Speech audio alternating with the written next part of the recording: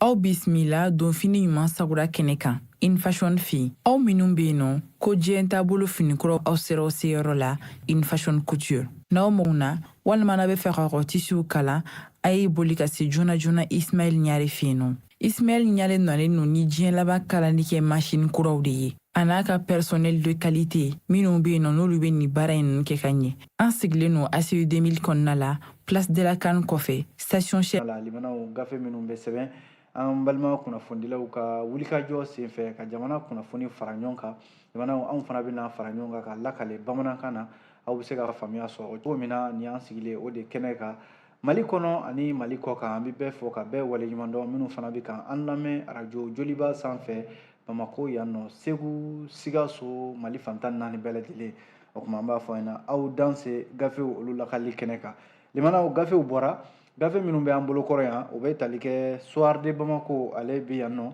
min ye le républicain, ale bɛ yan ka taa se les échos welewele, ale fana bɛ yan. Limanaw ka taa se min ye l'essor, ni fasidi sɛbɛn ninnu an bɛna ninnu de lakale limanaw aw ka faamuya kama. O kuma an b'a daminɛ ni fasidi sɛbɛn min ye an k'a ma ko Nouvelle Horizon. Limanaw fasidi sɛbɛn y'a jira k'a fɔ ko ayiwa waati min na ayiwa Mali jamana bɛ fɛ ka tɛgɛ bɔ bamaci kɔrɔw olu nɔfɛ k'a fɔ an k'an tɛgɛ di ɲɔgɔn ma, basigi bɛ se ka na cogo min na, ayiwa kumaɲɔgɔnya yɛrɛ hukumu kɔnɔna la. Fasiri n'o ye Nouvelle Horizon ye, a y'a jira k'a fɔ ko waati kelen de SEMA n'o ye Coordination des Mouvements de l'Azawad, a bɛ n'a fɔ ko olu y'a lase k'a fɔ Mali ka pankuru dɔ bɛ yen, bamaciya wale taara ka o sɛgɛrɛ, pankuru in yɛrɛ tiɲɛna kosɛbɛ. A ko SEMA y'a lase k'a fɔ ale de ye pankuru in, ale de y'a lajigi dugumana na. Nin ye kɛlɛ yɛrɛ de dayɛlɛlen ye a fɔ min ma ko déclaration de guerre. Fasiri ka kuma la Nouvelle Horizon ko nin ye kɛlɛ de dayɛlɛlen ye SEMA ani Mali jamana ni ɲɔgɔn cɛ. N'i y'a lajɛ limanaw min ye SEMA, ala ye diɲɛ don o don da olu kɔni bɛ ayiwa bamaciya wale dɔ de fara kan ka ɲɛsin Mali jamana ma. Sabu wale jugu min filɛ nin ye n'u y'a fɔ k'a fɔ Mali finitigiw ka avion min n'o ye aéronef ye, kɛlɛkɛ avion don, limanaw k'u y'o lajigi dugumana na. A kɛra ayiwa dɔgɔkun laban yɛrɛ la Mali gouvernement a jarala k'a fɔ nin waati in na yɔrɔ bɛnkan sɛbɛn min ni ninnu y'u bolonɔ bila o la n'o ye groupes armés ye signataire de l'accord issu du processus d'Alger, bɛnkan sɛbɛn min bolonɔ bilala Algérie ka na laban Mali kɔnɔna la yan nɔ. Limanaw Mali finitigiw ka ɲɛma n'o ye chef d'état-major général des armées ye, ale yɛrɛ y'a lase k'a fɔ Mali finitigiw ka avion dɔn ayiwa o binna bamaciw ka walejugu sababu la. Nka min ye septembre kalo tile 9 tɛmɛnen, Coordination des Mouvements de l'Azawad olu y'u yɛrɛ bila minɛn kɔnɔna la, minɛn min bɛ yen n'u b'a jira k'a fɔ ko ayiwa kɛlɛbolo ko olu y'o wuli, wa min ye Mali finitigiw ka nin avion min benna ayiwa ko olu nɔ don. Limanaw ka sababu kɛ mun ye, kuma in u y'a fɔ communiqué dɔ de kɔnɔ, communiqué in kɔnɔ a sɛbɛnnen bɛ ko urgent. O b'a jira k'a fɔ ko kɔrɔtɔlen kun don, ko nin don in septembre kalo tile 9 san 2000 waati min tɛmɛna ni sanga 15 ye, ayiwa ko wale min kɛra ayiwa ka ɲɛsin pankuru dɔ ma Gao ale worodugu yanfanw na. Mali ka pankuru dɔ bɛ yen n'u k'a ma ko aéronef de l'armée de l'air malienne, ko SEMA maaw y'a jira k'a fɔ ko ayiwa olu waati dɔ la ko Mali armée kun taara bin olu kan, limanaw u ka dagayɔrɔ dɔ la, k'a bɛ n'a fɔ nin ye olu ka tajuru sara de ye ka ɲɛsin Mali finitigiw. Direction des informations et des relations publiques des armées DIRPA, ale ye kunnafoni bɔ k'a fɔ ko ayiwa Mali finitigiw ka avion dɔ se kɛra a ma, avion in binna Gao mara fanfɛlaw la. N'i y'a lajɛ o waati kelen Coordination des Mouvements de l'Azawad, ale fana ka communiqué bɔra k'a fɔ ko ayiwa Azawad ka kɛlɛ Mali finitigiw ka nin avion in bi sibiri tɛmɛnen, a kɛra yɔrɔ min na u k'a ma ko Tinauker, u bɛ Gao fanfɛlaw de la. N'i y'a lajɛ limanaw communiqué ninnu bɛɛ bɛ ɲɔgɔn sɔsɔ. Nka limanaw yanni bi cɛ Mali finitigiw n'o ye armée malienne ye, ale y'a jira k'a fɔ kɛrɛnkɛrɛnnenya la chef d'état-major général des armées, ale ye kunnafoni lase SEMA kun ye kuma min fɔ k'a fɔ ko a bin kɛra olu kan. Mali finitigiw y'a jira k'a fɔ olu furadama u ma se SEMA ma, u ma se SEMA ka dagayɔrɔ ma, wa u ma kɛlɛ yɛrɛ baga SEMA ma. Nka dalakan min bɛ SEMA da n'o ye Coordination des Mouvements de l'Azawad, ayiwa ko Mali finitigiw taara bin olu kan k'u ka dagayɔrɔ dɔ tiɲɛ, ko nin y'o tajuru sara de ye ka ɲɛsin Mali finitigiw u ka nin avion in ma. limanaw ni kuma in tiɲɛ don wa tiɲɛ tɛ wa nin kɔni n'a kɛra a bɛ n'a fɔ sema a ye ayiwa kɛlɛ de daminɛ sa ni mali finitigiw ye nka ko bɛ daga min na sisan a bɛ waati min na ko sisan min ye mali finitigiw ye olu ma jaabili kɛ nin ko la fɔlɔ kala don ɲin na ka bɛn n'a ye fɔlɔ min ye coordination de mouvement de l'Azawad ne nin kɔni kɛra limanaw nin b'a yira k'a fɔ a fɔ min ma ko déclaration de guerre n'o de ka kɛlɛ yɛrɛ baga mali jamana ma ko nin ye o de dabɔlen sa kuma la ni o ye nouvelle horizon ye limanaw a ko bamanciya wale min taara ka ɲɛsin bateau min n'u k'a ma ko Tombouctou ayiwa min ye an ka sariya tigilamaw ye olu kɔni ye layidu ta ko sɛgɛsɛgɛli na dayɛlɛ limanaw minnu bɛ yen ni olu sen yera ni bamanciya wale in na parquet antiterroriste ale de ko nin ko in tɛna bila tan dɛ min bɛ tali kɛ groupe de soutien à l'islam et aux musulmans GSIM yɔrɔ olu de ye ayiwa bato in n'o ye commandant ka bato in ye alamisa tɛmɛnen septembre kalo tile 7 Gawo mara kɔnɔna la n'a kɛra sababu ye maa 64 jamanaw ka olu bɔnɛ u ni na finitigi maa 15 ɲɔgɔn na o bɛ a la min ye walejugu in kɛlen a ma tɛmɛ waatinin kan procureur de la République du pôle judiciaire spécialisé dans la lutte contre le terrorisme et la criminalité transnationale ale de ye bataki fana kɛ jamana bataki in kɔnɔna la procureur y'a yira k'a fɔ ko jamanadenw hakilisigi kuma de don ka ɲɛsin u ma k'a f'u ɲɛna maa o maa bɛ yen ko e sen yera nin bamanciya wale in na sɛgɛsɛgɛli jamanaw a dayɛlɛla ka ban wa ko procureur antiterroriste n'o ye mali ka nin sariya cakɛda in ye a y'a yira k'a fɔ ko mɔgɔ o mɔgɔ bɛ yen ko e sen b'a la wa fɛn fɛn bɛ yen k'o bɛ jɛ jugu la a ko la cakɛda fɛn fɛn bɛ yen n'o ni cakɛda in bɛ se k'u tɛgɛ di ɲɔgɔn ma u bɛ ka wulikajɔ de kɛ k'u tɛgɛ di ɲɔgɔn ma walasa bamanciya wale min kɛra ka ɲɛsin ni bato kofɔli ma n'o ye Tombouctou ye alamisa tɛmɛnen n'a kɔlɔlɔ bonyana kosɛbɛ jamanaw ka mali bila sangasigi kɔnɔna la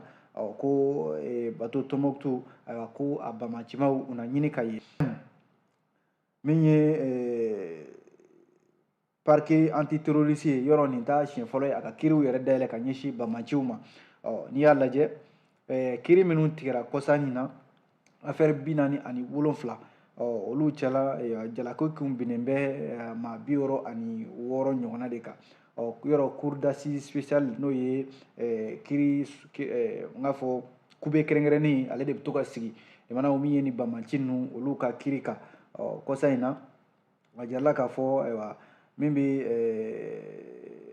cour spéciale antiterroriste ayiwa maa 17 a y'olu ka kiriw kɛ k'olu bila kaso la o kɔfɛ min ye maa 32 ye olu ka kiriw tigɛra k'a sɔrɔ olu tɛ kiriso yɛrɛ kɔnɔna la maa 7 yafa kɛra olu ma maa 4 bɛ yen olu kɔni bilala u si kaso yɛrɛ la a kiri kɛnɛ kan 638 ɲɔgɔn na amandi o de ɲinina bamanciw fɛ u ka kiri kɛnɛ kan ka o sara walijugu min kɔni kɛlen filɛ ka ɲɛsin bateau Tombouctou ma nouvelle horizon y'a yira k'a fɔ parquet min bɛ lutte contre le terrorisme et la criminalité a dan na minnu ye bateau in ka attaquer fo ka maa caman o bɔnɛ u ni na kunnafoni de ye nin ye limanaw an ye nin bɔ fasidi sɛbɛn min n'an k'a ma ko nouvelle horizon aw bonya b'a la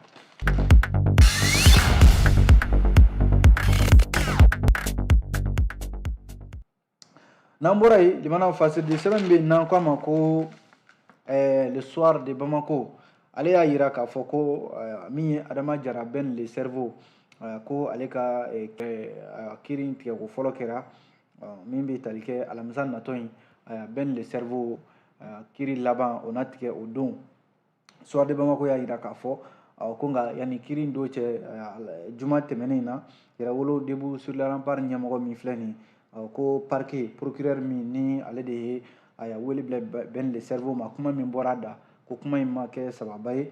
ko parquet kun y'a yira k'a fɔ ko san 3 kaso ko u n'a bila o la min ye san 2 ye o na kɛ datuguli ye san 1 o na kɛ a bɛ to kɛnɛma nka halisa sariya bɛ a nɔfɛ k'a kɔlɔsi n'u k'a ma ko 1 an avec sursis o la Yɛrɛwolo debout sur le rempart ɲɛmɔgɔba min filɛ Adama Ben le cerveau juma tɛmɛnen limana ale tun bɛ bɔgɔ jeninen kan kiiri tigilamaw ɲɛma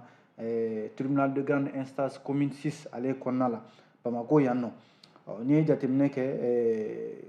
an ka sariya bolo min bɛ n'u kama pôle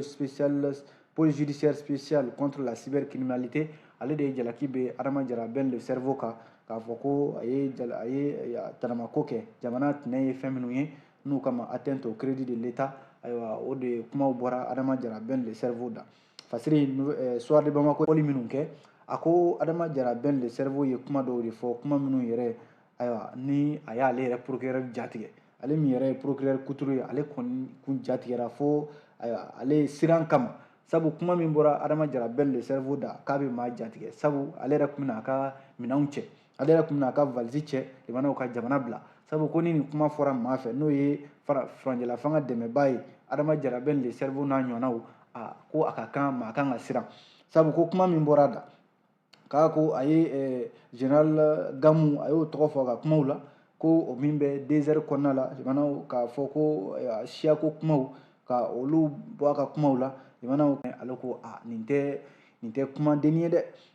ale siranna ale yɛrɛ ko e ko ale t'a ka minɛnw cɛ fiyewu ka jamana in bila sabu nin bɛ siran kun bɔ ko o kuma min mɛnna procureur ka sɔrɔ ka wele bila Adama Jara Ben le cerveau ma a ka kan a ka wele ka ɲininka kuma min bɔra a da nin ye kuma in a kun ye mun ye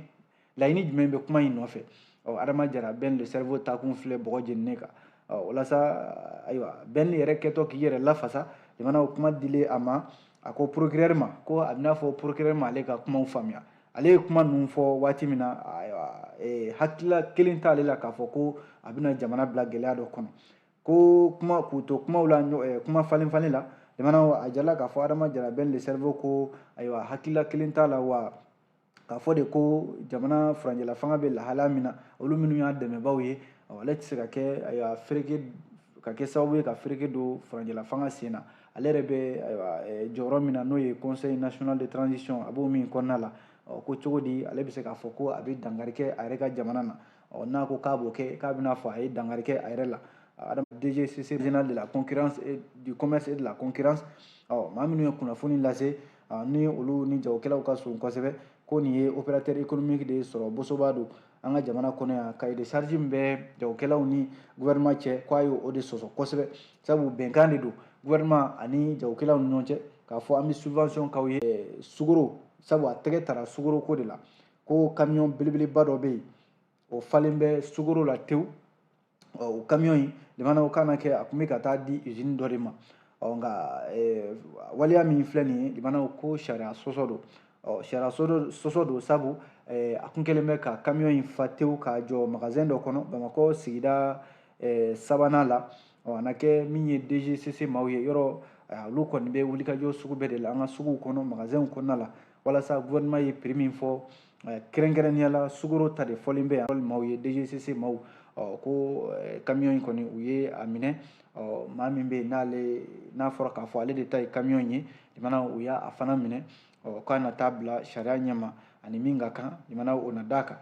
nin de ye jamana taabolo ye limana ko a dun fɔra k'a fɔ ni ayiwa maa min sɔrɔ k'a fɔ jamana ɲɛmɔgɔw ye sɔngɔ bila yɔrɔ min na sugu kɔnɔna la ko jamanadenw ka se ka lafiya waati la minisiri min bɛ usine ko ni jagoko kunna Musa Alasani Jalo ale yɛrɛ ye ayiwa welewele dakan bila jagokɛlaw ma k'a fɔ ko jamana mago bɛ ayiwa sugaro tɔni 100,000 ɲɔgɔnna de la u ka se ka don jamana kɔnɔ sugaro ka se ka nɔgɔya an b'o waati la ayiwa jagokɛla dɔw bɛ yen olu bɛ ka sugaro mara n'a gɛlɛla waati min na ka sɔrɔ k'a bɔ k'a feere jamanadenw ma nka ale kɔni tɛgɛ tara dɛ limanaw kuma filɛ nin an ye nin bɔ fasidon sɛbɛn min na k'a ma ko soir de Bamako aw bonya b'a la.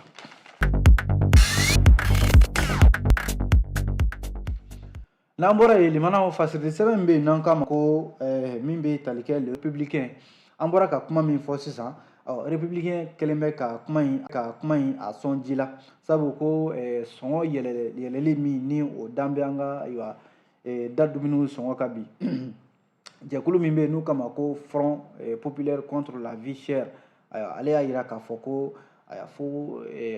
da dumuniw a ka se ka di ayiwa i n'a fɔ a kan ka di cogo min na jamanadenw bɛɛ lajɛlen k'a sɔrɔ nɔgɔya la n'i y'a lajɛ fɛnw sɔngɔ yɛlɛmanaw kɔlɔlɔ de bɛ a la maa ko in bɛ se ka kɛ sababu ye jamanadenw bɛ tɔɔrɔ sabu n'a fɔra k'a fɔ ayiwa fɛnw bɛ sɔngɔ dɔ la sugu kɔnɔ jamana ɲɛmɔgɔw kelen bɛ k'u bolo bɔ a ko bɛɛ lajɛlen la k'a to jagokɛlaw bolo olu b'a yɛlɛ a sɔngɔ yɛlɛ cogo min ka d'u ye jamanadenw ta ye olu kɔni bɛ taa min sɔrɔ min bɛ kɛ u tɛ se ka sanni kɛ u ka communiqué kɔnɔna la u y'a yira k'a fɔ ko a ka gɛlɛn jamanaden fanba min bɛ se ka ni sɔngɔ in ku jamana a jala k'a fɔ bi mali jamana ye jamana ye sɛgɛn de fanga ka bon an fɛ yan kosɛbɛ sɔrɔ tɛ labɔli kɛ n'a fɔra k'a fɔ da dumuni sɔngɔ ninnu jamana ɲɛmɔgɔw yɛrɛ de bɛ nafolo bɔ ka di n'o ye subvention ye u tɛ se ka subvention bɔ ka di ka tila k'u da de o kan k'a fɔ dɔ ka bɔ fɛnw sɔngɔ na ayiwa jagokɛlaw ka tila ka taa dɔ fara da dumuni fɛnw sɔngɔ kan o de la bi Madame Kone Front Populaire contre la vie chère u ko olu ka nin welewele dakan in a bɛ ɲɛsin jamana ɲɛmɔgɔw de ma u kana sigi ka ayiwa sugu kɔnɔna lajɛ u kana sigi ka fɛnw sɔngɔ lajɛ sabu min ye ministère de l'industrie et du commerce ko ayiwa kuma in ɲɛsinnen y'a la sabu ko n'i y'a lajɛ limanaw sɔngɔ minnu bɛ yen ni olu yɛrɛ fɔlen bɛ yan i n'a fɔ malo an ka jamana yɔrɔ dɔw la malo yɛrɛ tɛ se ka san kilo 150 walima 160 an bɛ don min ko bi a dun jarala k'a fɔ malo min yɛrɛ n'o bɛ bɔ jamana kɔ kan ka na mali kɔnɔna la yan ko o yɛrɛ o sɔngɔ ka nɔgɔ hali min bɛ sɛnɛ an ka jamana kɔnɔna la yan min ye DGCC yɛrɛ ale agent ye minnu bɛ sugu kɔnɔnaw la u k'a lajɛ hali n'a sɔrɔla bi in na fɛn dɔw bɛ yen olu kɔni sɔngɔ jiginna i n'a fɔ tulu n'a ɲɔgɔnnaw nka fɛn wɛrɛw bɛ yen libanaw i n'a fɔ malo farini a n'a ɲɔgɔnna caman olu kɔni sɔngɔ caman de bɛ yen bi dɔ bɛ ka fara minnu kan ni DGCC ma u kan ka wulikajɔ kɛ ka se ka sɔngɔ jigi kɛ walasa jamanadenw olu bɛ se ka lafiya Front Populaire contre la vie chère a ye laɲini min kɛ o de k'a fɔ u bɛ min ɲini bi tiɲɛ yɛrɛ la ka kɛ waati kunkurunin kɔnɔna la min ye DGCC ye u ka kɔlɔsili fanga bonya walasa gouvernement ye prix plafond minnu di malidenw ka se ka sɔrɔ kɛ ani u ka sanni kɛ nɔgɔya kɔnɔna la MSD ale de ka fasiri don limanaw an ye nin bɔ républicain kɔnɔ aw bonya b'a la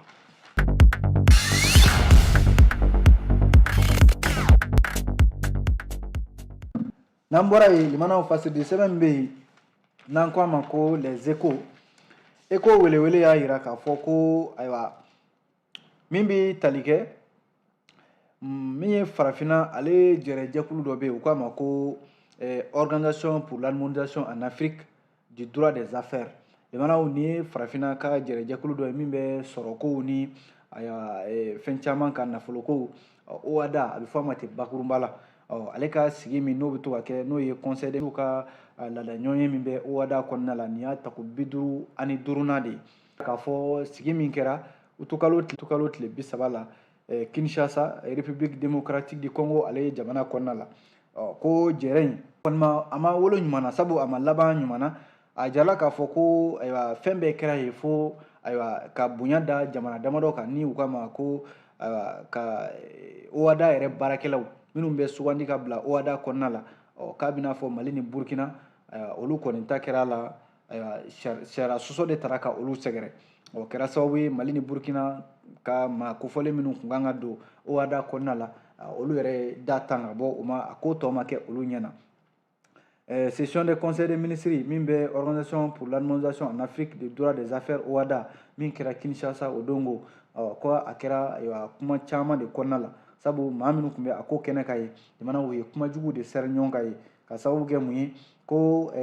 faransi ka cakɛda dɔ bɛ yen n'u k'a ma ko agence française de développement AFD ale de nan'i sen don ko in na AFD yɛrɛ ye bagabali kɛ ko olu kɔni bɛ fɛ ka fɛn bɛɛ lajɛlen ye fo Burkina ni Mali olu ka maaw ka ye OHADA kɔnɔna la ko n'o tɛ k'olu ka dɛmɛ min bɛ ka ɲɛsin OHADA ma k'u b'a tigɛ o kɔni kɛra sababu ye Mali ni Burkina de y'u sigi sa ka ko in lajɛ olu ka maa minnu kan ka don OHADA kɔnɔna la sabu sigi mana kɛ limanaw jamana fɛn fɛn bɛ yen k'o bɛ OHADA kɔnɔ e bɛ maa dɔ di ayiwa o bɛ e ka jamana nɔna bila min ye Mali ni Burkina ye ko in kɔni kɛlen a bɛ n'a fɔ ayiwa maaw sugandira ayiwa Mali ni Burkina kɔni faransi kɔni tɛ fɛ ka olu de ye u ka cakɛda in n'o ye agence française de développement ye u tɛ fɛ ka Mali ni Burkina ye OHADA kɔnɔna la o de la an ka minisiri min n'o ye colonel Abdoulaye Mayiga o ye Mali ka gouvernement ka kuma lasela ye ani Irim Talba Emmanuel Ouedraogo o fana ye Burkinakaw ka gouvernement ka kuma lasela ye olu ye communiqué kɛ k'a fɔ ko ayiwa olu kɔni dabali banna k'a ye k'a fɔ ayiwa maa minnu tara ka bila OHADA kɔnɔna la jamanaw ko a kɛra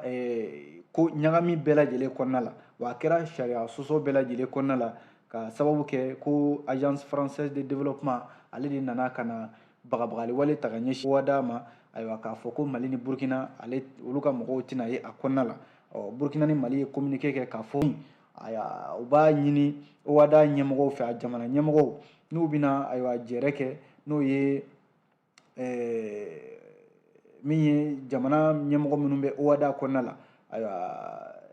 u ka ɲɔgɔn ye senfɛ u b'a f'u ɲɛna k'a fɔ u k'u hakili to nin yɔrɔ in na k'a sababu kɛ conseil des ministres min sigira ni nin y'a ta ko 55 ye ayiwa k'a ma kɛ ka ɲɛ dɛ a kɛra sariya sɔsɔ kɔnɔna la sabu a fɔra k'a fɔ jamana minnu y'a tɔndenw ye Mali ni Burkina ko Faransi ka ayiwa cakɛda in n'o ye agence française de développement ye o ko Mali ni Burkina ka ye a kɔnɔna la k'o tɛ olu fɛla ko ye wa a bɛ n'a fɔ OHADA u taara ni o sira de ye Mali ni Burkina kɔni tora kɛrɛfɛ sabu olu yɛrɛ ye da tan ka bɔ a ko tɔ ma kɛ olu ɲɛna wa k'a kɛra sariya sɔsɔ ye min ye conférence des chefs d'état min n'o kan ka sigi OHADA tɔgɔ la u ye wele bila olu ma ka ko in ta ba la wa ko n'u ma ɲɛ Mali ni Burkina ko olu tɛna a ko to tan dɛ u n'a ko sama ka taa sariya ɲɛkɔrɔ sabu a bɛ n'a fɔ kɛrɛfɛ maa wɛrɛ bɛ k'i sen don ko in na ka farafinna yɛrɛ a jamanadenw olu fara fara Seydou Fane ka fasiri don jamanaw an ye nin bɔ Eco welewele kɔnɔ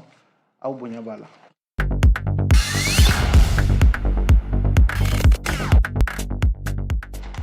Jamanaw n'an bɔra yen fasirili sɛbɛn min n'an k'a ma ko l'essor an bɛ a kuncɛ ni l'essor ye jamanaw ko nin ye dugukolo yɛrɛ ye min kɛra Maroc jamana kɔnɔna la a kasara bonyana kosɛbɛ ko Mali kɔni a ka dɛmɛ ani dɛmɛ ta ka ɲɛsin min ye Maroc jamana ma ko min ye dugukolo yɛrɛ min kɛra Maroc jamana kɔnɔ Mali jamana yira k'a fɔ dimi bɛ u kan bi dimi k'u b'a tila Maroc o ni Mali ni Ala ka lago jamana ma juma su jamanaw n'a kɛra sababu ye maa 100 caman ka olu bɔnɛ u ni na ani maa caman ka olu jogin Mali furancɛla fanga ɲɛmɔgɔw ko u bɛ dugawudon kɛ min ye Maroc masakɛ Wura Mohamed VI ani Maroc jamanaden bɛɛ lajɛlen jamanakuntigi yɛrɛ n'o ye colonel Assimi Goïta ye ale ka bɔlɔlɔ sanfɛ n'o ye Twitter ye a y'a jira k'a fɔ ko a ye nin kibaruya in mɛn kibaruya min tɛ ɲuman ye o de la ko a bɛ dugawu kɛ Wura Mohamed VI ani Maroc jamanaden bɛɛ lajɛlen wale jugu min y'u sɔrɔ nin ye ni Ala ka latigɛ don jamanaw Mohamed VI ko a bɛ